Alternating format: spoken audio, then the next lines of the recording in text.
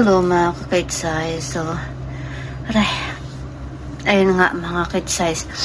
Kagabi nag-live pa ako na hindi ko talaga ramdam kagabi, hindi ko expect na ganun kasi ang saya-saya ko, hindi ako naligo ako.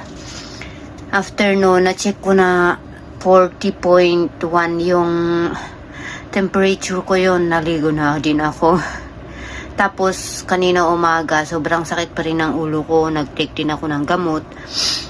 Saka natulog ako maghapon, pero naglinis ako kanina umaga kasi parang alam mo yung katawan ko, gusto ko ma-exercise, tapos naglinis ako.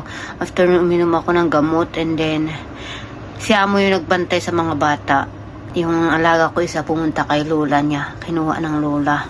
Si Ting binantay ni amo, tapos natulog ako. Pagkagising ko, kumain ako, tapos sabi ni amo mag test ako ng flu. Yun, nag-test ako, ito yung resulta. Ayan.